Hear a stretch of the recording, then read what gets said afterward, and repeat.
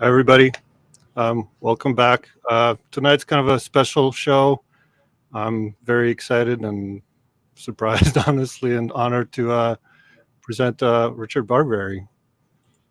Hi, Richard. Oh, hi there. What a great intro that is. That's so professional.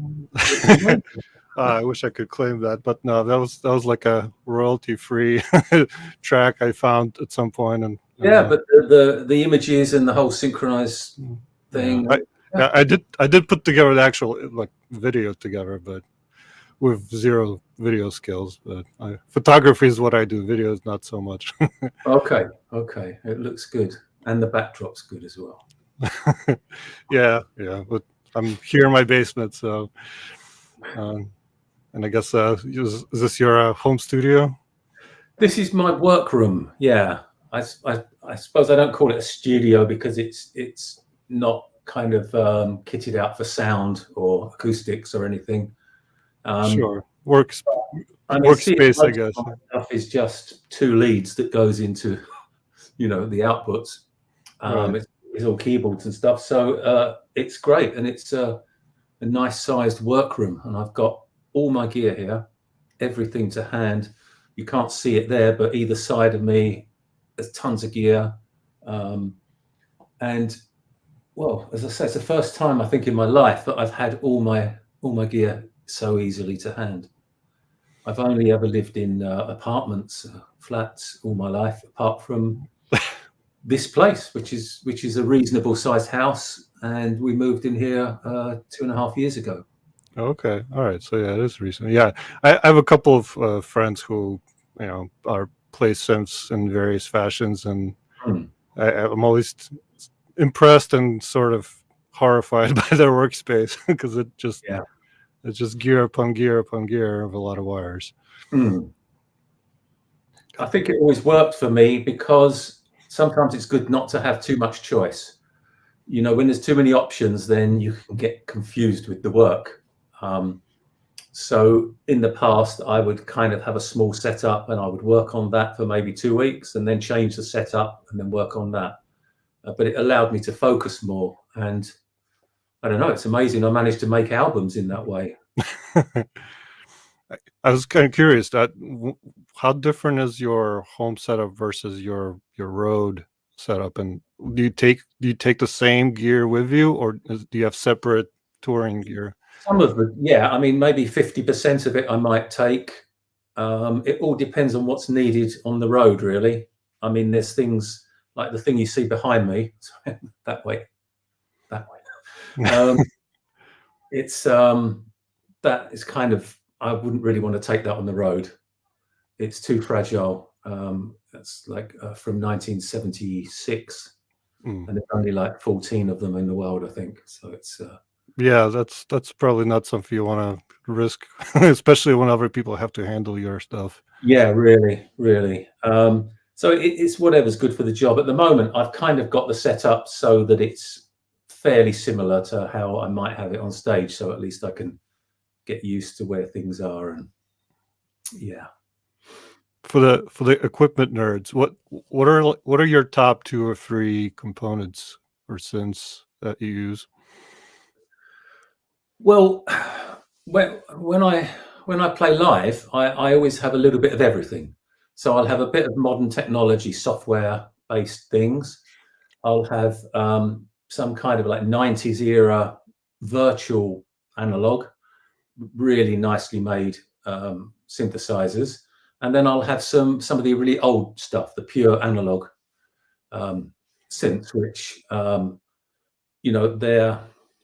they fluctuate, they're temperamental, but that's all part of it.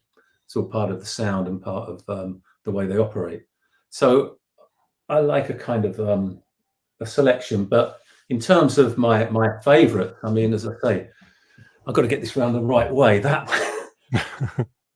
This module it's been used on everything right back from 1978. Oh wow. And it's amazing. It's a semi-modular Roland System 700. It's kind of, I don't know. It's hard to replace what this does really with conventional polyphonic synthesizers. My other fave is the Prophet 5, which is in the other corner of the room. But I now have a new version of it, which is actually a replica of it, but made today, and it's a desktop version. So I get to have exactly the same sounds, everything laid out the same, but it's just a tiny little thing that is going to be easy to take around. Yeah, and for any of my friends that are into synths, Richard has done a lot of profit over the years. I think you've worked on some sounds with them, and yeah, various companies have made emulations of the original Prophet, and they've asked me to program, and so I've tried most of these kind of simulations. Yeah. In fact, there's on your Bandcamp, I think the last thing you put out was on High, which is an interesting compilation of some of the tracks are basically almost demos, not demos in the way of kind of a raw song, but more of demonstration of what an instrument can do. And I always, if you didn't tell me that, if I didn't read that from the description, I certainly wouldn't have known that. I mean, Okay. I think Bandcamp's been good too, in that you can release these kind of things that you might never have put onto an album, but they're things that you still kind of would like to be heard because they all have their own kind of flavor and their own kind of meaning. So, like you say, some of them are kind of just demonstrating the various sounds of the synth, but I'll make that into a musical piece. So possibly the listener might think, yeah, I like that piece of music. I didn't really think of it like that. I was just kind of demonstrating the sounds and possibilities and then put it all together. yeah.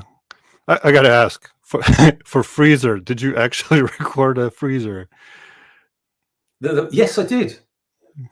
Yeah, it's a freezer in Sainsbury's, the local Sainsbury's.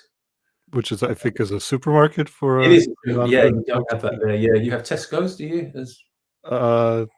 Not here. No, it was American. Safeway maybe was American. Yeah, that's like West Coast, but yeah. Okay.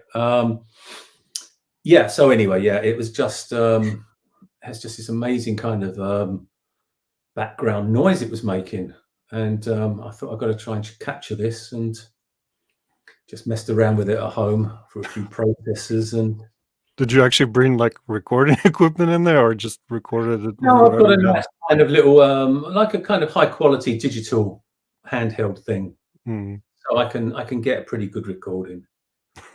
Yeah. That's it's an amazing track. Yeah, again, you wouldn't exactly guess, but it's a pretty industrial track in terms of what you actually mean by industrial. If you're talking about a freezer, Well, exactly, it's the ultimate industrial, isn't it? Yeah. yeah. So, speaking of home studio, one thing I wanted to ask is, last couple of years been kind of crazy. For musicians, I think particularly has been difficult with COVID, not just in terms of not being able to tour, but maybe not being able to even, get together in a room with other musicians and record. Yeah. And I know you put out Under a Spell, that under those conditions, but can you talk about how it affected you personally? Yes, it started off with the first lockdown as obviously feeling very weird, but I kind of reacted to it in a positive way, and I was able to create and do a lot of work. And in a kind of way, it was inspiring, and I got to finish up a lot of the Porcupine Tree stuff, which we now know about, and and also record Under a Spell, which was going to be an album very different to the way it came out. It was going to be an album with lots of people contributing and lots of traveling, studios, working face to face with musicians. And of course, it became the very opposite. It became something more internal and more personal. But I wanted to make the album regardless, and I had definite ideas. So I went ahead, and that became the Under a Spell album, and it's very much influenced by the weird environment out there, and just the strange feeling of going out into, deserted streets. It was like the movies we've watched, Oh, we've yeah. seen kind of 70s, 80s science fiction movies where they're walking around and there's nobody about, and everyone, when you do see anyone, they've got a mask. And if you just found yourself in that situation, you would have thought, what the hell's gone on? Yeah, it was very Um, strange. And we had my son was born right at the peak here. yeah, So just the entire experience of even going to a hospital was very surreal. And yeah, I mean, you drive there, there's nobody in the streets, and yeah. it's felt very apocalyptic. And then It, you it go to a was all hospital, the you're time. locked in a room, and Yeah. Mhm. And sometimes like an adventure as well, as you say, when you go out driving and you get some food, or you go to the store and the shelves are empty and you see where you can get some food. Um, and then I come home, and the thing is, because it was the new house that we'd moved into, I was quite happy being at home. Had we still been in the small apartment in London, we'd have gone crazy. Right. So that was a benefit as well. So the whole of that first year was okay for me. I managed to get a lot done. When we got into year 2, things all changed a bit, and it became weird. And I think I started to suffer the effects of it a bit more, or possibly suffering the effects of past things in my life. So I was getting kind of quite bad panic attacks, which I realized I'd had before, but I never realized that's what they were. I always thought it was to do with something else. But eventually we kind of worked it out with the doctor that this was an anxiety kind of condition. And probably the lockdown brought it out more, or I had more time to ponder things. And so that became something different. And then not seeing people for so long and not interacting, I was getting a little bit of memory loss, and I was thinking, what's going on? It's like brain fog or something. And so, Absolutely. so I started to get all those things. And I mean, it's part of the reason why we're having this chat now. It's just to kind of communicate with people. And it makes you think, we don't know how long we've got on this earth, and we should just talk more to people that we know, and just kind of try to interact more. Because, everything now is we're just reading things, we're looking at screens, we're not really having a life that we used to have. So I guess to answer your question, it was the lockdown was kind of a 50-50 thing for me. On the one hand, it was a creative time. On the other hand, it was quite kind of disturbing.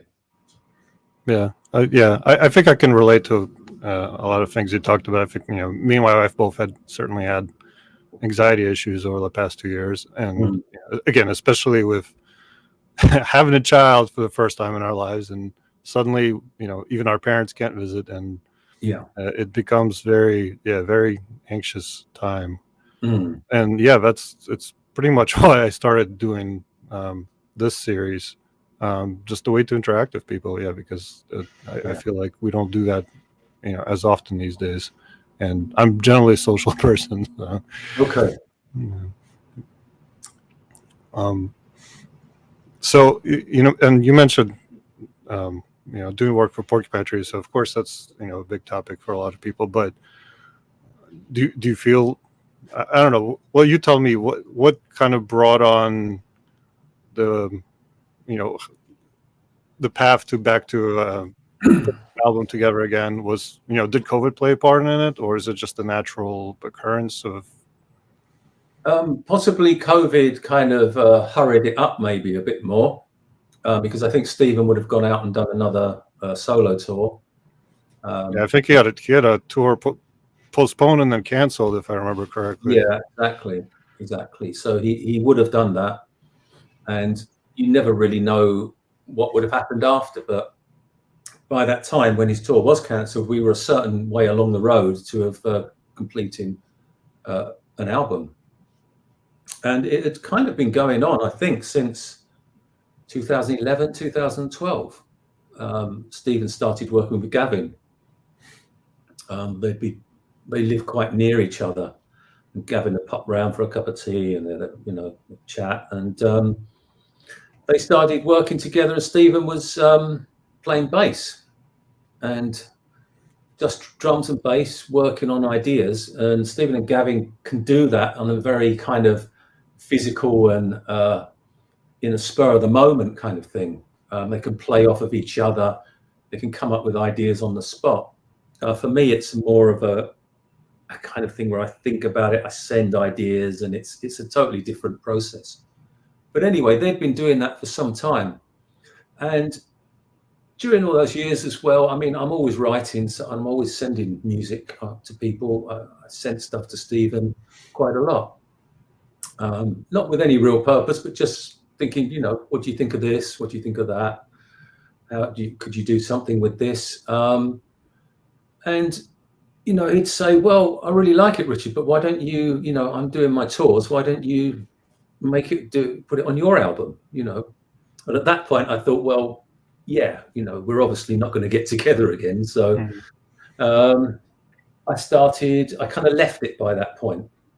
It left my mind, I was feeling pretty bitter about the whole thing for a good 3 or 4 years. Sure. And then suddenly one day it just went, and I thought, no, I'm enjoying this now. I'm going to work on my album, and I just took that route.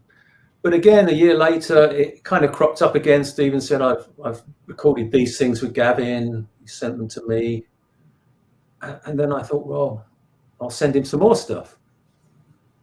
So it just kind of progressed along that way, really. There was no intention or kind of, we are going to reform Porcupine Tree and this is what it's going to be like. It's just a result of the actions of the three of us. And kind of, we would socialize occasionally. We would send each other stuff. We'd talk about the band. In the end, it naturally just became the three of us. And it's kind of, well, for better or worse. I mean, Right. we've upset a lot of people because of the changes.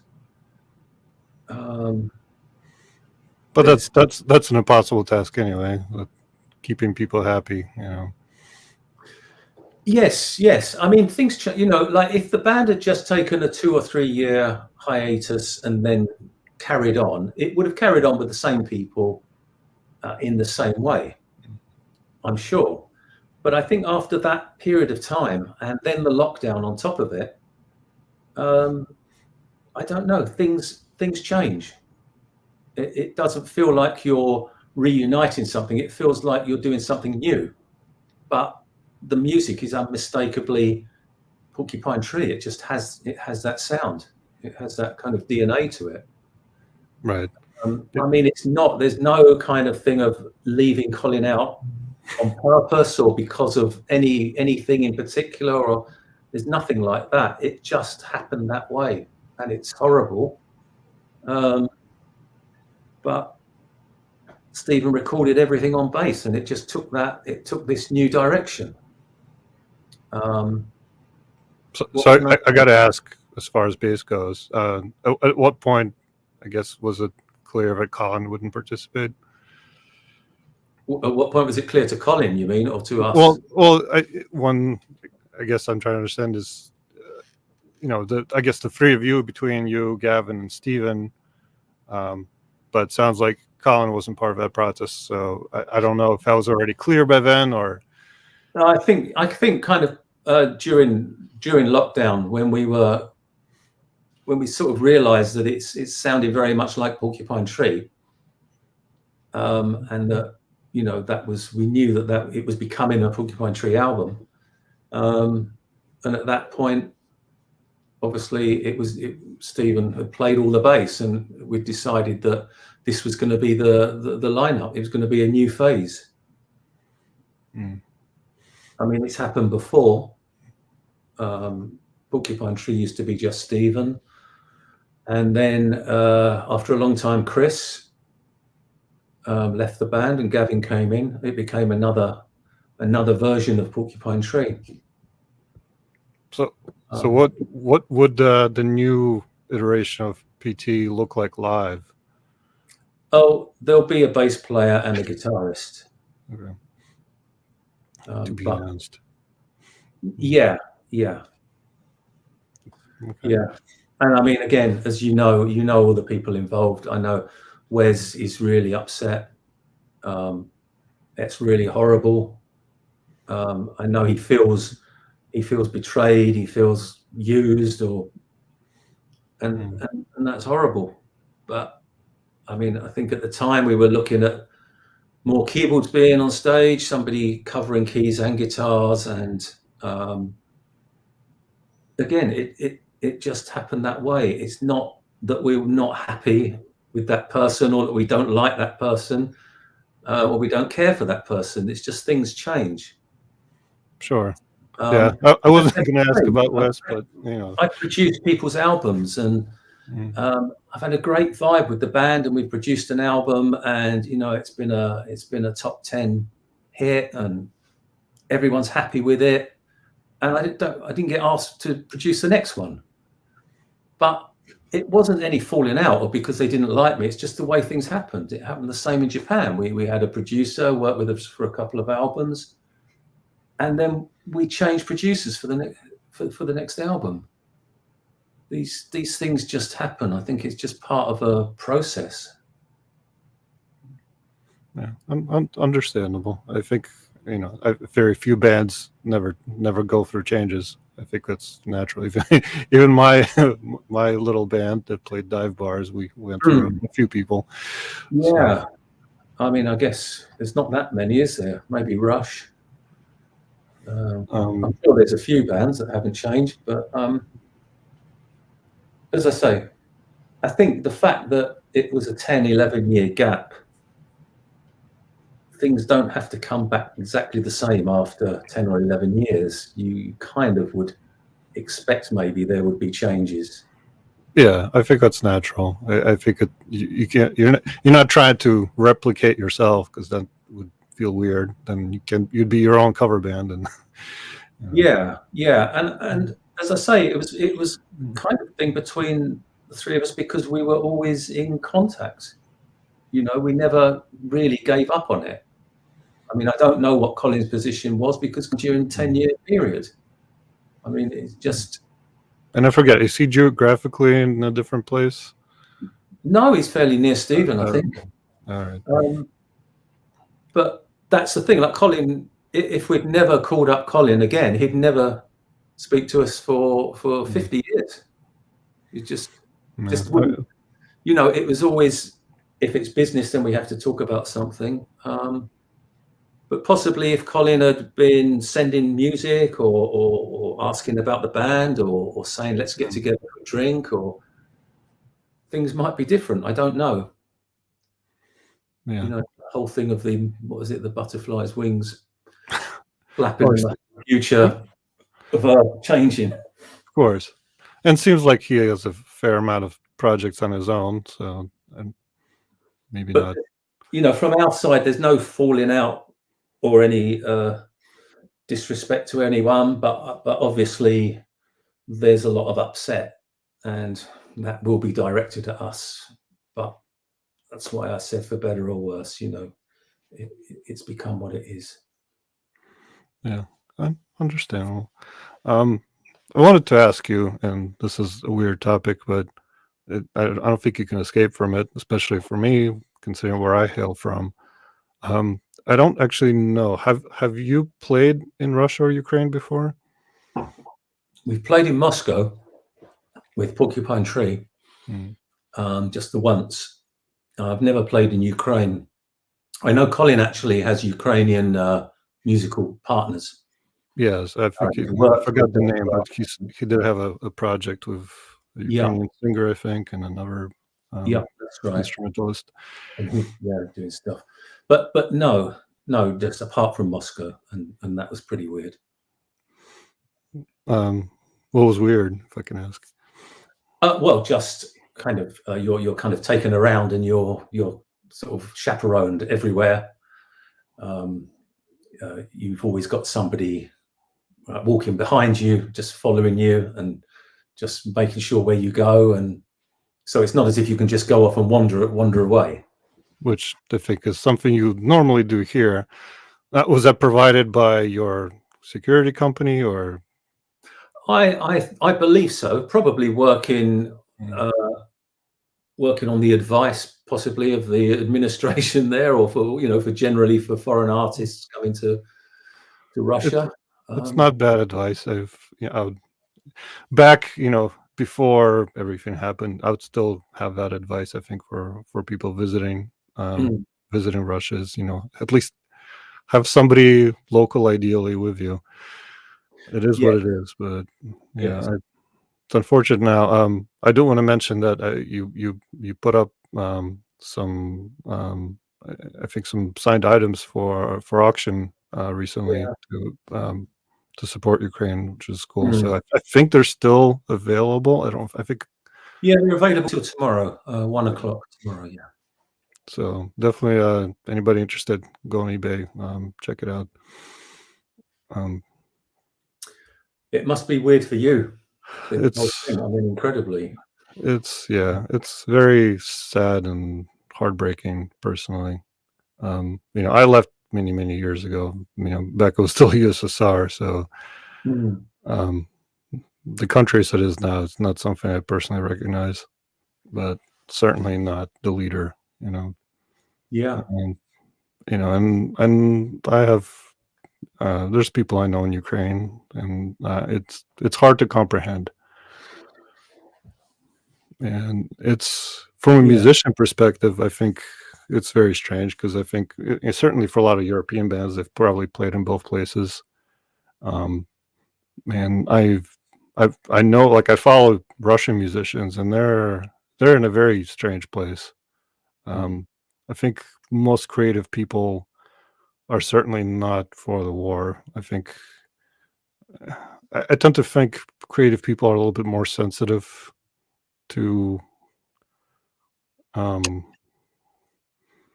repression, and there's an extreme amount of censorship right now in Russia, and that always affects artists sooner or later. Of course. That's a problem. I mean, it must be so hard for people trying to get ahead in the arts in that country. I mean, in a way, that's why it's so sad what's happening in Ukraine, because they really had developed and built this kind of new infrastructure. The guy who did the photography for the Under a Spell album was from Ukraine, and just the art galleries, the art scene, and everything, and was the new buildings, the museums, the places of interest, everything was becoming kind of a really culturally kind of vibrant place. And then you see it's being bombed back to nothing, and it's terrible. Yeah, wherever you see it. Yeah, it's terrible everywhere, and I guess when you see it being done by the place where you technically come from, and against the place where you're technically also came from, because back when I left, it was one country, and there was never, I don't know. I mean, I was young, so obviously I didn't think in those terms in that time. But yeah, I mean, like you said, so many amazing creative people in Ukraine, and it's incomprehensible to me. I guess all we can do is react to what's going on. There's this whole thing in England. It's called whataboutism, and it's the whole thing of what about. Yes, we have that here in quite a bit too. You'll post something slightly, I don't know, even if it's political, or even if you're trying to help someone, they say, yeah, but what about Palestine? What about Syria? What about, it's you can't win. You can only focus on things that you feel in the moment need addressing, if you can help in any small way. I don't know. On this, you know. Other things happening, and certainly it's reasonable to say that, hey, we should have paid attention to this in Syria and other places, but doesn't make this any less terrible, or doesn't mean you can't comment on No, things. I mean, I really try to avoid anything political anyway. I think that's Yeah, and I think that's hard for musicians, right? Because that's usually a no-win situation. Exactly. You've hit the nail on the head. It's a no-win situation. Which I find interesting. Again, like following some of the Russian artists, I follow, and some of them did come out pretty strongly against the war, which means, that puts them at risk of very serious prosecution and prison time potentially. Mm. I don't, for example, if you might know the band I'm in the Morning, and Mariana Semkina, which I think she's in UK right now, but she's a Russian citizen, and they're on the label that I'm on. I think they're on Scope Records. Yeah. Yes. So and she's been very, very vocal about it, and if she goes back to Russia, which that's definitely at risk to her. So. Yeah. I mean, I don't know what you were young when you came over, so it's hard to say what it was like before. It seemed like in the 80s there was a period when it was kind of progressing along, and things seemed like they could be good. Yeah, I left during basically like the last era of Soviet Union, but it was under Gorbachev. It was kind of more liberalized, and it was opening up somewhat. Yeah. So I didn't live through the more repressed era of Brezhnev. Yeah. So it was opening up, and it was for a while the country once it was open to the West, and once it did become semi-free country. I think there's a lot of development both on the art, music, and everything. And then the last few years, I think especially has been progressively worse. Yeah. But that's what happens when you're structured, when you have too much power on one person and you don't do anything about it, which tends to be the history of Russia. Through any kind of time period and regime that it tends to happen. Yeah. In Russian history. Yeah. But what a history! What art! What amazing things over the years. Yeah. It's unfortunately people probably won't be able to experience that for a while. No. Well, speaking of that, in your travels with tours between PT and Japan and everything else, what were some of your more memorable spots and experiences?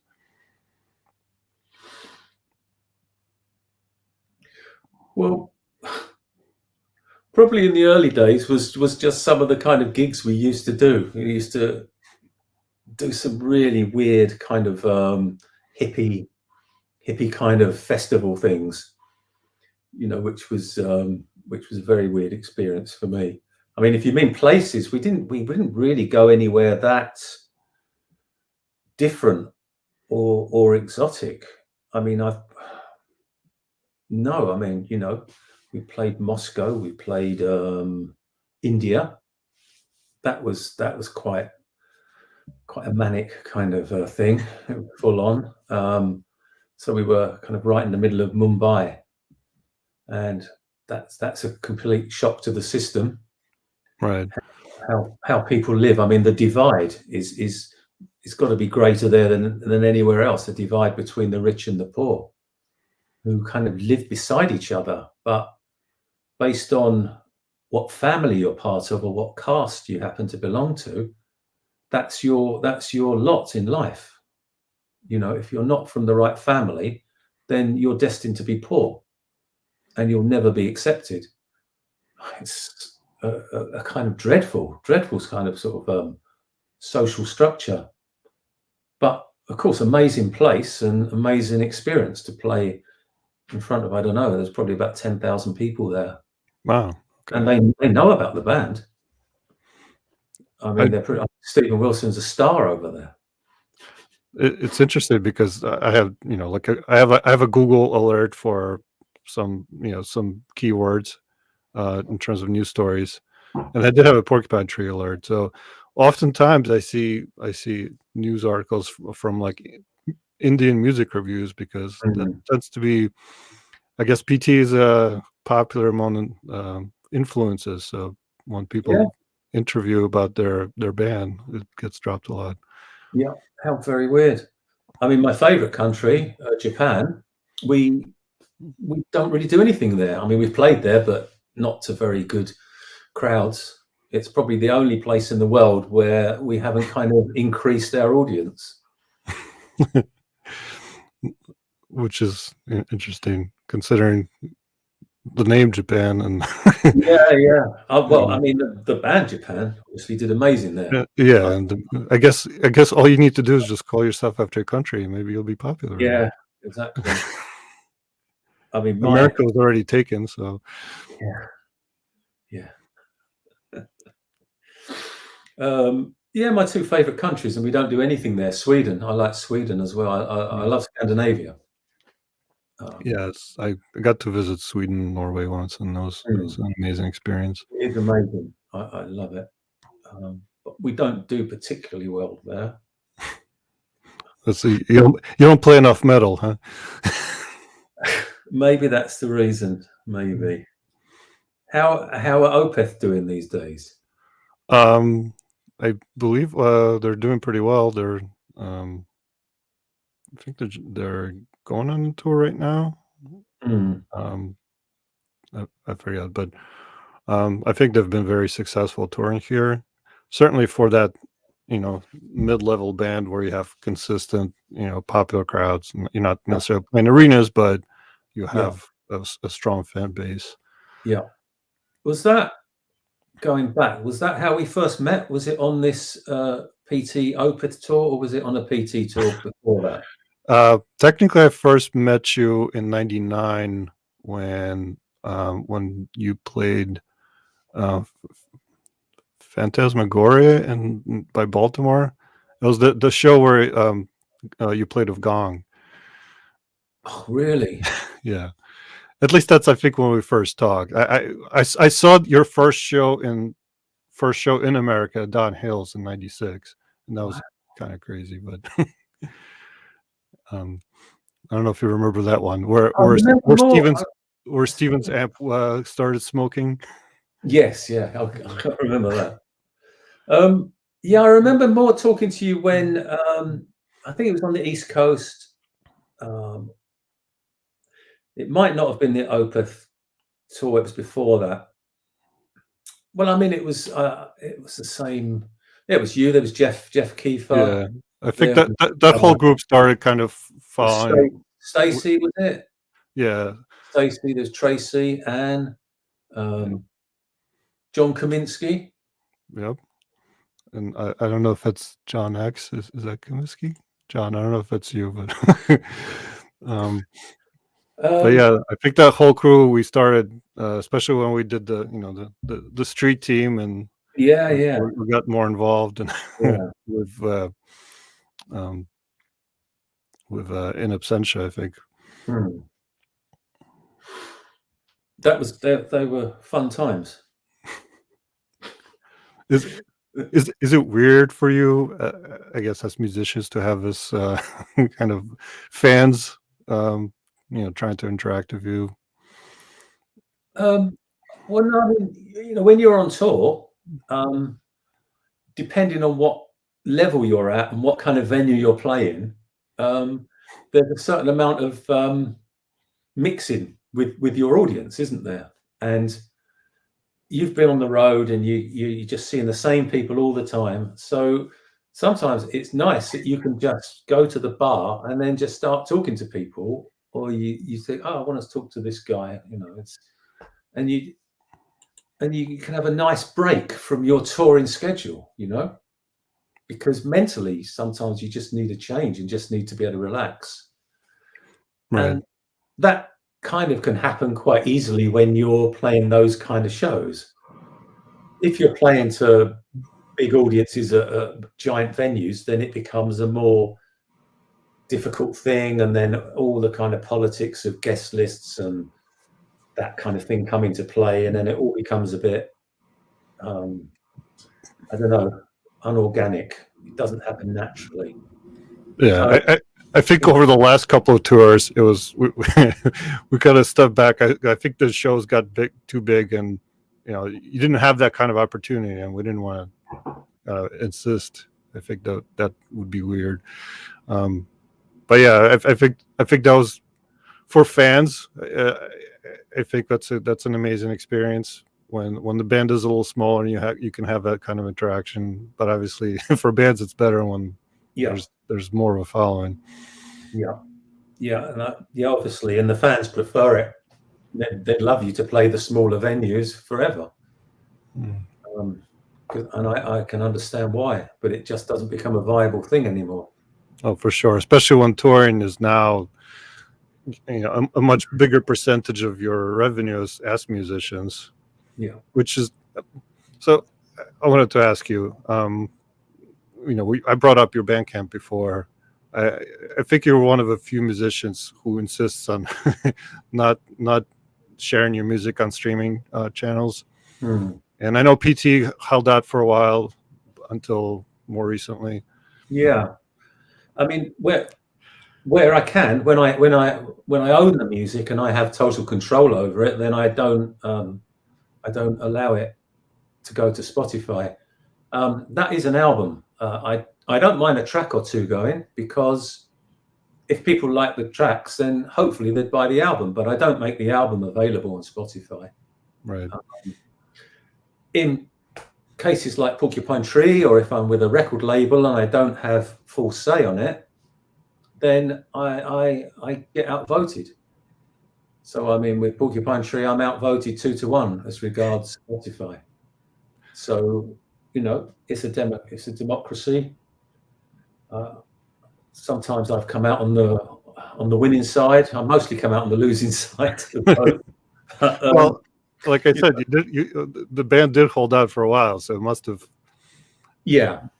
not been as high priority, at least, even if people wanted to stream. So well, that's the way I feel. I'm not against streaming in general. It's just basically the percentages that are paid to artists. Right. Yeah. I think everybody listening to this knows how poorly those channels pay artists. Yeah. I mean, if they paid a cent or a penny a stream, I'd be back on all of them. Fine. But yeah, it's just fractions, and that's why we always tell people to go to Bandcamp and support the band directly whenever possible. I think it's hard these days when the album doesn't quite exist in the same way as it used to be. People who consume their music mainly digitally, I think, probably don't really consume it as albums. But on the other end, I think people who do, vinyl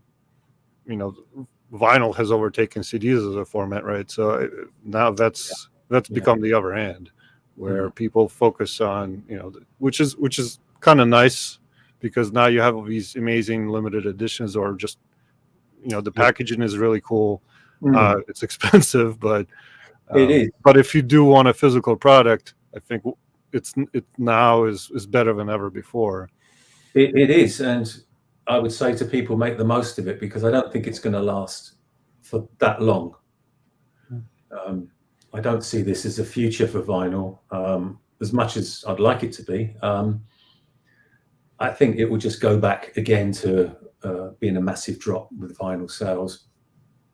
I feel we're the last generation to kind of get this whole album thing, I mean, I'm the last generation. I think it's becoming, music and the way music is provided and the way music is experienced is becoming something different. And it's great we have all these box sets and this kind of respect for this the album as a work of art, as a medium, as a physical product. But as I say, I can't see it lasting more than 10 years, probably. Yeah, which you might be right, and that would be pretty upsetting. And you said work of art. I mean, to me, I always loved consuming music, not just the music itself, but the artwork that went into an album. Yeah. Again, I have, a somewhat of a photography background, so I appreciate when I see interesting work from that perspective. Yeah. And can you believe that you can buy that for like $8 or $9? But you can have that CD, or for, I don't know, $25, you can have that album. I mean, that's a bargain, isn't it? People complain and they want it for free. But I mean, the fact I can go out and buy these amazing albums, these amazing pieces of art at such a small price. Yeah, I hope it's still viable going forward, but yeah, who knows? I think, as you said, it's kind of a difficult time, and yeah, I think musicians are forced to really focus on touring, which is probably exhausting. Yeah, I guess they're forced into Spotify and streaming platforms as well. Yeah, unfortunately. Forced into it, but I don't know if they really make anything out of it. Well, no, but they're encouraged to believe that the amount of listens they get is that's the holy grail, is to get the millions of listens. Yeah, but you can't pay your rent of listens, right? I guess maybe you can say, well, maybe more people will come to your shows or buy merch. Yeah, I tried that with my plumber when he came back. I said, oh God, I'm going to tell so many people about you, and I've got all these followers, and they're all going to, hear about how good you are. Can we do that instead of payment? It doesn't work, huh? Yeah, you can't stream plumbing. No, it's everyone wants being paid, unless you're a musician, and then you're expected to just entertain for no payment. Yeah, or a photographer or graphic artist. Yeah. People just like, oh, I downloaded this picture on the internet. It must be free. Yeah. What are you drinking at your end? This is it's a microbrew. Let's see. Super Bloom is the name. Here we go. Yeah. So in America, we're fortunate where it's, over the past 10 years or so, there's been a craft beer explosion. So we get a lot of interesting choices here. Nice. It's been a while since I've been to the UK, so I don't remember what the offerings are. But well, my choice now, unfortunately, you wouldn't believe it, is Prosecco. It's come to this. It's a kind of a cheap version of champagne. Okay. I actually prefer it to champagne, but I got to a point where I don't know whether it's medication or the fact I had my gallbladder out, but I can't tolerate alcohol in the way I used to. Yeah, well, I think I can say the same. It's I think that's just when you get up in years a little bit. It's different. So if I want a few glasses of something, then I just make sure it's pretty kind of weak. That's it's the way it is. I have a question. I always I like asking people I know that play in bands and so on. I know when I played, I couldn't have more of a drink or maybe two before I would just really be screwing up. And I don't understand how people can play while drinking more, but I know some people certainly do. I don't know what it was like for you or other people you've played with. I've never drunk before going on stage. No, that would be terrible. No, afterwards. Well, actually, to my cost, I would used to do it after the set, but not after the encore. Okay. Now that gave me a false sense of security, but the gig was over. we were in Greece playing in Athens, and this is the last time we played Athens. And we did the show, and it was great. And we went off, and I started drinking before the encore. And when we came back, I noticed that I had a cigarette. It was when I used to smoke, and I was going to go over to the audience to try and get a light from the side of the stage, and there was a massive hole in the side of in the stage that Oh no. lit, and I just went down this hole, and it must have been about 10 foot, maybe 12 feet down, and there was all kinds of things in there that could have impaled me. It was just frightening, and I that was I crawled out, and this is while Trains is being played. Wow. I crawled out, came back to the keyboards, and I started to try and play, and there was this thing drifting down, and I was following it. It's my hair. A whole lump of my head at the front was grazed, and all the hair had come off and was just falling down, and my ribs were. When working on the attic once, I managed to fall through my own ceiling, which I would imagine is a little bit sort of the kind of experience, and that was quite shocking. And I can't imagine going back and playing live after No, that. I mean, a lot of people. I do know a lot of people in other bands that will drink, before they go on. I mean, they can't imagine playing without drink. That's weird. So, question from the audience: when did you realize you want to become a musician? Well, I was always a music fan since I was about 14. I used to go and see all the kind of big concerts at the time in the early mid 70s. So I saw a lot of these great bands at their peak.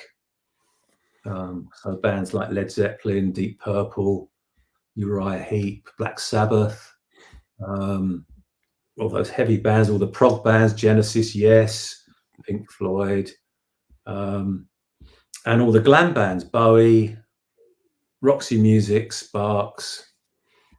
And I was a massive fan, and I dreamed about being able to do that, but I just didn't have the talent. And we formed this band, and at school, and I was asked to join, and I couldn't play keyboards, but I think that's how a lot of bands start off. Well, you figure that out later, Yeah, and I didn't have any of the qualifications really to have a career in music until I started with synthesizers. And from the moment I got my first synthesizer, I then suddenly had something where I could offer something to the group. And it became more about the sounds rather than what I played. So the keys became less important and the controls became more important. So I would sculpt these kind of sounds and try to be a vital part of the group that way. And Brian Eno was a big influence. The stuff he was doing with Roxy Music kind of showed me that there was a way that you could do that, and you could be a kind of non-musician and still be able to contribute something. It just went from there. What do you think you would have ended up doing if not for music? Somebody asked that the other day. We did an interview, the three of us, recently, and I can't remember my first answer, but my second answer was surgeon. And Stephen Wilson said, "That is a really scary thought, Richard, you being a surgeon." But no. What would I have been? Well, I was very into sports. I was very into sports, but I was also into travel. So I kind of like the idea of working abroad. Maybe I don't know. Initially, I worked at a bank, and I went to the international side of the bank because I thought I would get, posted into other countries and work. Okay. So I was always interested in traveling, but I think at that time probably sport, something in sport, Who, if not who music. who's the best football player in the band? Well, I don't know. I mean, I presume me because I used to be good when I was a kid, but now I'd actually be the worst because I have a torn ACL in my knee, so I can't. I Yeah, can't. let's say at their peak, not at the Yeah, same. yeah, probably me. I mean, I was best as a tennis player. That was my sport, tennis, Okay. and I won kind of. I used to go in tournaments and things, and I won a few competitions and trophies. Very cool. When of course, the next few months you're going to be focused on, I think, on more on Porcupine Tree stuff. Do you know of anything musically that you going to do after that? Yeah, I think I'm formulating an idea for. I don't know whether you know. I did this thing between Planets and Persona album and the Under a Spell album. I did this variants Right. series Yes. of EPs, which was kind of a nice little project because it wasn't too much pressure. It was just kind of like a 35 minute EP, and each one had a little story to each track. Each one had 5 tracks. Some of them were live, some were kind of rare tracks, some were new tracks. It was just a kind of creative thing, it felt, for me to do. And then at the end of the 5 releases, we have like a box set and then a booklet. So I kind of enjoyed that. And I think what I'd like to do next is something with a similar thing of 5 EPs and a box set, but they'll all be collaborations. So it will basically be me with another person or another band or something in each case. So every track will be a collaboration. And I think I've got quite a bit of material already that I've been working on with other people. I don't think I can go through the whole process of making an album with someone else. Again, I'm not sure. I'm not sure. But this is nice because you can collaborate with them, but it's not such a big, long drawn out project, you know. Right. That's what I've got in mind. I don't know how things will turn out, but I that's mean, what that I'm thinking. seems to make sense. And yeah, as Jeff said, the variants box is great. I do. I Oh, did. yeah, I can see his message there. Yes. Yes, Keeper. Yeah, I ended up waiting until the box set because I wanted to have the nice package. But it's Hmm. yeah, it's a great set of music. Um, yeah. Anybody else from the audience want to ask anything? I've only just discovered that they're cropping up there, and I can Yeah. actually see now. But I mean, you've got an audience of about 6 or something. It's ridiculous. Uh, as you can see, this is not like a very. I started this for my friends basically, so which is what we have. Yeah, that's why I didn't do a link to it. I didn't want to Yeah. inundate you with moaning Porcupine Tree fans. No, but I really appreciate you doing this with us, and It's a nice thing to do, you know. I mean, we've kind of kept in touch a little bit, haven't we? We've had a few exchanges. yes, I follow your kind of your pages. It's great. yeah, I appreciate that, and yeah, it's I don't know, it's cool to keep in touch after all those Yeah. years. We No, yeah, you're just an impressive person. well, I don't know if I'll go that far, but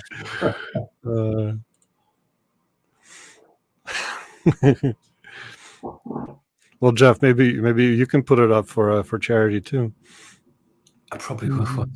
Yeah, yeah. So is Jeff going to make a? Is Jeff going to come and see any of the shows? We got tickets for Philadelphia, so if depending Okay. on Jeff's health. What's the venue like there? What was that? What's the venue like there? Man, I forgot. What is the I don't know. Jeff, do you remember which venue it is? Man, I grabbed tickets just because I was at work and there wasn't a lot of time, so it's definitely a seated venue. I remember that much. Okay. It's like a theater kind of setup. Yeah. So I think it's a nice place because Philly has a couple of those newer venues that are set up pretty well. It's pretty different now when it's PT is a more popular band, and we played what was it, Theatre of the Living Arts, was it? Oh, TLA. Yeah, this is not TLA. This is definitely way newer and bigger. Yeah. TLA is fun to see. It's a more intimate venue, and obviously it's it's just standing room general attendance. But yeah. So yeah, looking forward to seeing bands live again. Yeah. Let's just hope there's no new kind of virus or something. Yeah, let's hope. It seems like keep waiting for the world to stabilize, and the world refuses to. Yeah, exactly. But all we can do is hope. So yeah. So I don't want to keep you too much longer. I want to thank you so much for doing this. I think we've only been an hour. That's not bad. Yeah. I wasn't sure. We've had some streams with Jeff that went on forever. So I'm sure. Right. I've only just started looking at the comments. Oh yeah. Oh yeah. The Met at Philadelphia. The Met. Okay. Yeah. Who's LS? Oh, that's my wife. We interview Christian Connie Fellowship. Yes. Okay. Yeah, that was. That was I think it was a place around the corner. There's a restaurant around the corner where that happened, if I remember correctly. Yeah, South Street in Philly. Okay. Wow. Well, it all seems a long way off at the moment.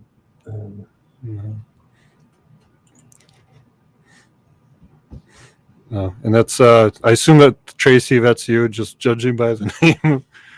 Cat Palace. Who's Cat Palace? That's Tracy. Oh, Cat Palace. Yeah. Cat. I'm guessing. I mean, I don't know who else it could be. Really, this will get out at some point. Somebody will do a cross link to it, and then you'll get all these people. What's going on here? What is this? Now, do you have pets now, or? Just one now. Yeah, just one. Shadow, black cat. Oh, nice. He's amazing. Yeah, you had a black cat and a ginger, didn't you? Yeah, we now have 4 cats. They've been multiplying. Wow. Yeah, brilliant. We had a black cat called Shadow that was a stray that lived outside, but he would come around. We take care of our strays. So. Yeah. Wow. Yeah, he came to us when he was 5 years old. So we've had him nearly 6 years now. He's like 10 years.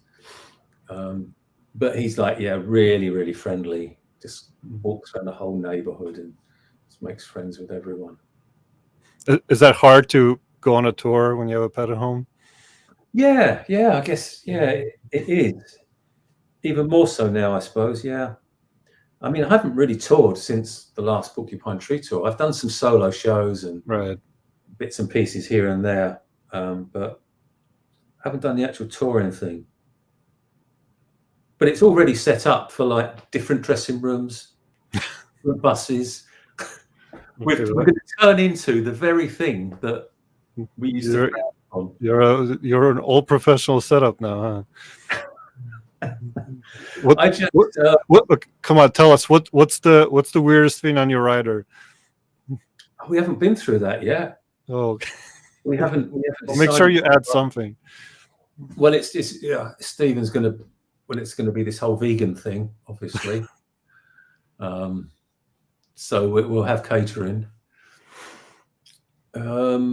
Yeah, I don't know. Is that more recent of Stephen?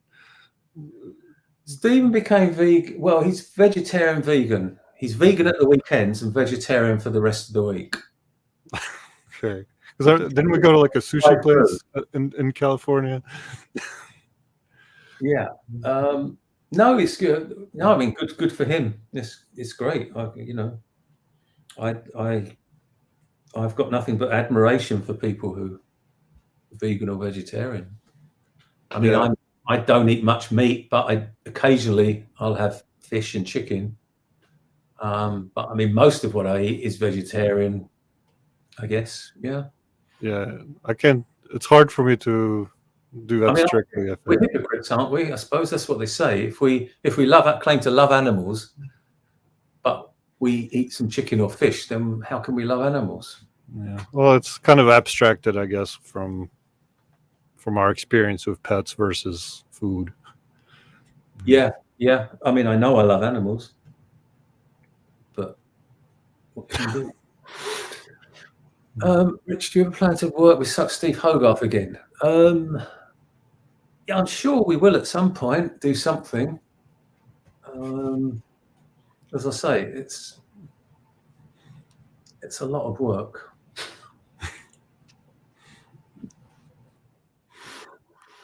It's kind of, I don't know how much time there is left, so you've got to really think about what you want to do in life. Yeah. How do you usually your collaborations come about? Do you reach out to them? Do they reach out to you?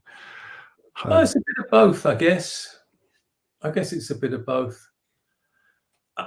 I mean, the thing is, if you're working with a vocalist, you tend to do the bulk of the work,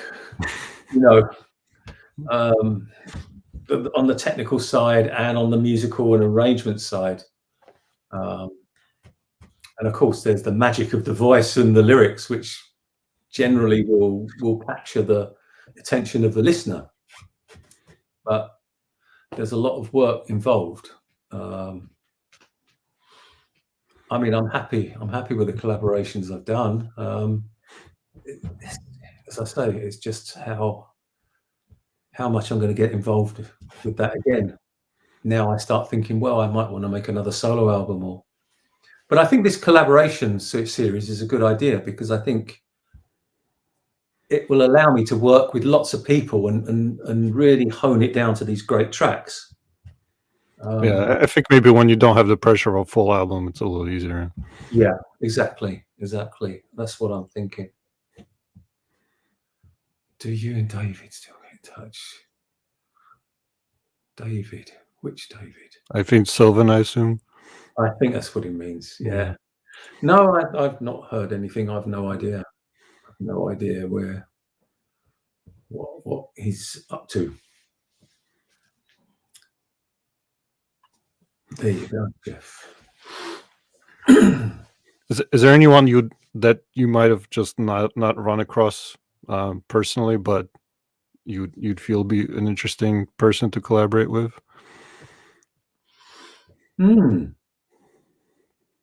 There's loads of people I'd like to collaborate with. I mean, there's loads of people I would have loved to have worked with, but because I love their music so much, then why would they need me? It's great, It's that I'm not offering anything. I would have loved to have been in Radiohead, but they sound perfect anyway to me. So, I don't know what this means. huh? I don't know what this John's comment means. Yeah, that's John Kaminsky. We're football kind of fans, and we talk about football sometimes. That's kind of a team that I support for my sin, and he supports Liverpool, so we have a few conversations about that. I only like very very high level follow EPL, but not not intensely because some people. Yeah. So, do you, with your interests, your interest in kind of, well, obviously there's the kind of metal side, but there's also the kind of I don't know what to call it. You like kind of horror, kind of fantasy stuff? In terms of music or Well, no, just visual? my wife is kind of very much into that, and she writes kind of horror fantasy things, and she got published in some things. Okay. And we used to go to a lot of these conventions. Yes. And we Good. even went to one in the States, in New Orleans. Well, Which is, it's a great place to go. Yeah. science fiction and horror fantasy convention. And she's written about her favourite author of that, Clive Barker. Right. If you know about Clive Barker or his work, or Yeah. I mean, I certainly know of him.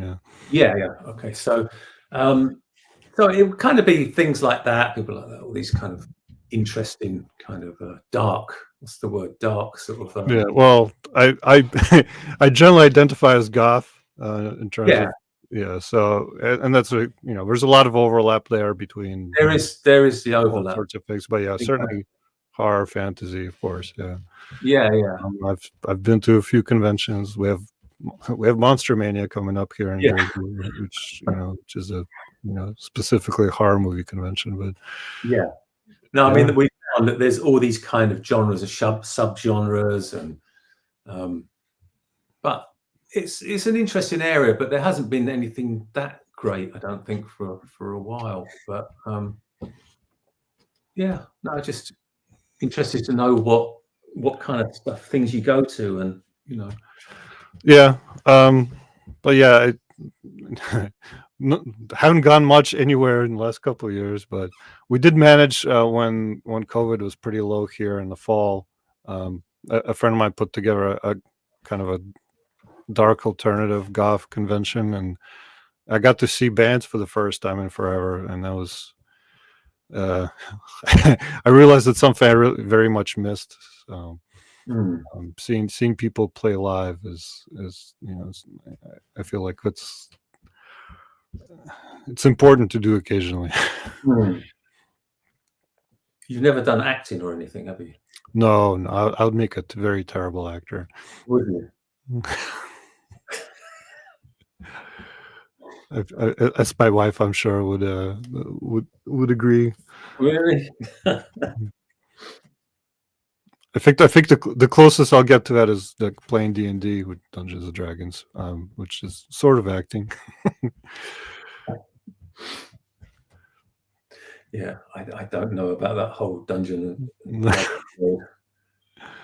Yeah, that's a whole other side of the nerddom. Yeah. But yeah, my main, I guess, artistically, main interest is photography. So it's the one time I can be creative.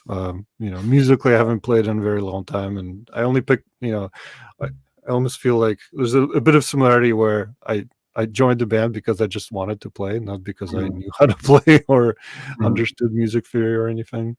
They needed a bass player, and I very basically knew how to play. So, but that was it was a fun experience to play in a band. So. Yeah, and is photography your occupation? No, I'm a programmer. Okay. Day job, yeah. I just sit and program, which is very creatively very boring, which is why I need that to balance out. Just psychologically, you need that balance. Otherwise, I think it's pretty depressing. Yeah. I can see Jeff is asking about talking about Bowie and Ultravox. I was just listening to the Ultravox album Systems of Romance the other day. It's a great album. Really enjoyed it. Ultravox were one of the interesting kind of post-punk new wave bands around 77, 78. It was a good period I didn't really like punk, English punk. But what came out of it, bands like Susie and the Banshees, Magazine, Ultravox, Public Image, some really interesting stuff came out of that. I mean, if you think about goth, you mentioned Susie, right? Goth really came out of punk. I'm not really into punk myself either, but I love goth, and certainly some of those post-punk, like Public Image and so on, are bands that I enjoy, even if I don't enjoy the prototypical punk. Yeah. I mean, during the whole punk thing, I was actually more into the American scene. Bands like sort of Television, Patti Smith, Talking Heads. That to me was all more, even Iggy Pop. It was more artistic. It had more substance to it. And I guess it was alternative before that was a term. before alternative became mainstream. And it was further away from where we were, so it's something special. It was from the other side of the Atlantic, and it seemed so much more interesting than the English bands that were just kind of celebrating not being good at anything. They didn't have any ambition. It's funny because Americans are drawn to English bands. Yeah. Interesting enough. So certainly my personal experience. Yeah, that duo called Suicide, 1977 album. I really like that. You're in the show. Everyone can see you. That's weird. Just various things coming up. Vienna is amazing. Vienna, yeah. I don't actually know. Lidio is touring.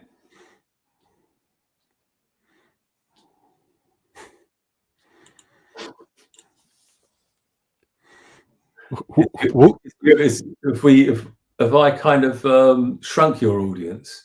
Oh no! Well, it was never big to begin with. Shrunk it from 7 to 2. 72. No, that's never happening. Maybe total views. Who's the actual last band you actually saw live yourself as a audience? Yeah, that's a good question. Oh, it was amazing. Rammstein. Okay, well that had to be an interesting show. That's brilliant. I love Rammstein. It's fantastic. Yeah, I think very high entertainment value. Oh, incredible. The actual, and I was right at the back of the arena. Every time the flames came up, I could actually feel it burn in my face, and I was sitting at the back. Yeah, imagine how they are on stage. These guys are amazing. They're pyrotechnics as well. They're qualified. Yeah. They know what they're doing, and I just love the whole theatrical thing. It's like they're all covered in dirt and mud, and kind of they're coming on in all this. It's like they're going to war or something. It's a band that puts a lot in their live show and performance. Yeah. Yeah. That's pretty. I do tend to like those. I assume you've never seen like Skinny Puppy, but that's like. No, I haven't. But I think I'd probably. I mean, I like kind of industrial. Is that industrial metal? Yeah, that's certainly industrial. Yeah. 9 Inch Nails, I love. Mm. So it's that kind of thing, isn't it? Yeah. Maybe less trying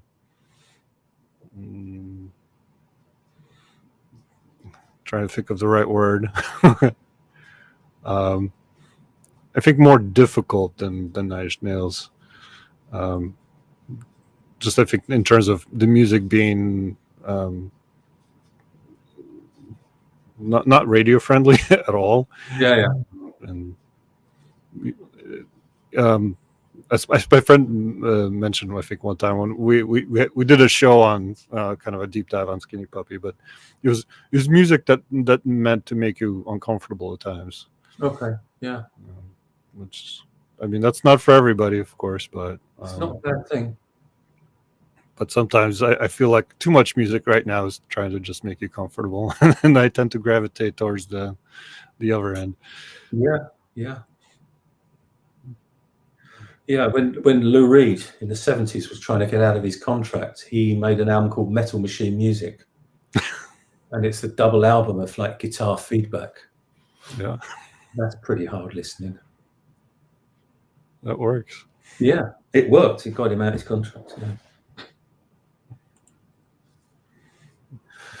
It's far less mainstream and Metallica. Okay. Yeah, SB being Skinny Puppy, but yeah. Yeah. Yeah.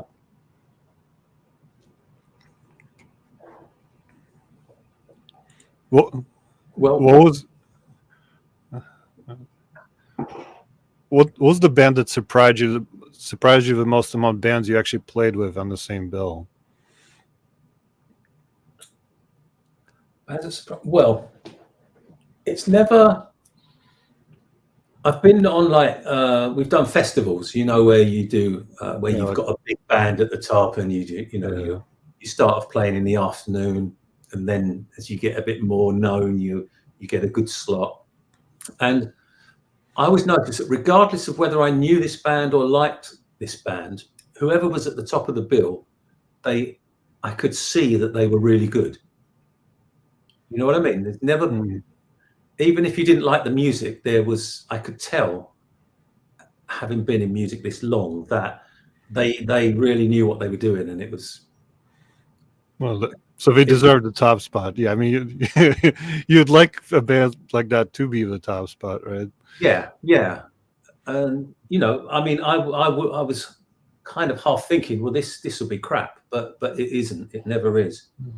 Who I really liked was Faith No More. Faith No More. Yeah.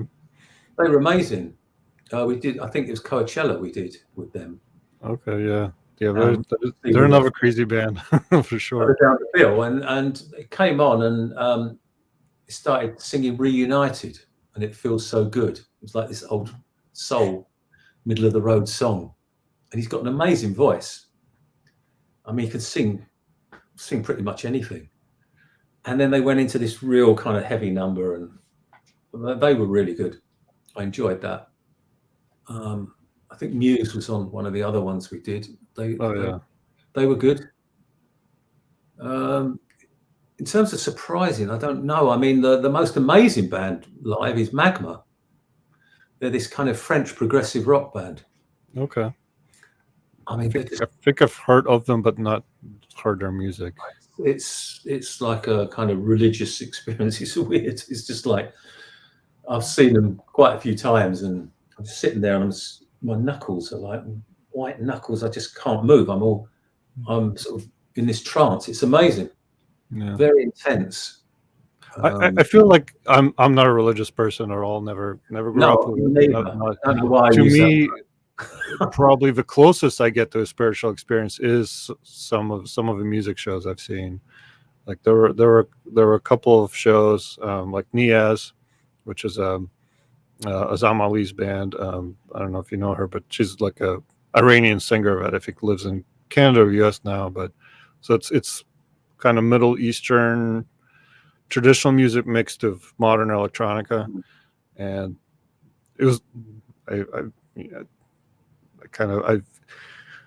was the last show I've seen them live. I literally started crying, which is a weird visceral experience for me because that has never happened to me before.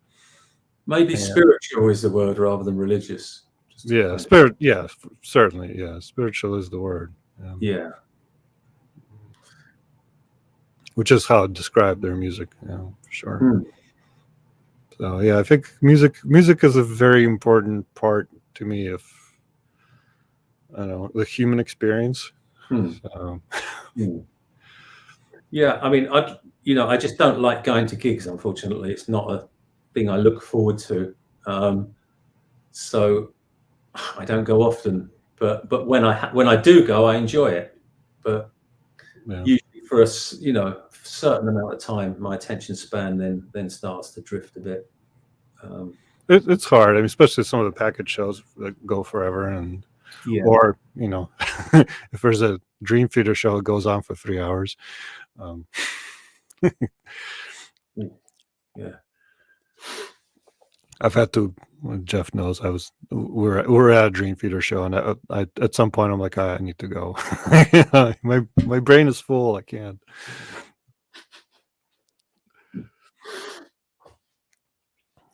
Well, I reckon I might I might make a move now. Yeah. Well, Yeah, I I've think. done a good hour and a half. No, yeah, we've done well. We're longer than I thought we would. So, again, I thank you so much, and No, it's really nice to speak with you. We'll keep in touch. yeah, absolutely, and we'll see you in Philly. Yes, absolutely. Well, hopefully more than one, but well, we'll see. Yep. All right, thank you, Richard. Thank you, Okay. everybody. Take care. Thanks very much. Yep. Speak Take care, soon. everybody. Yeah. Okay. Bye.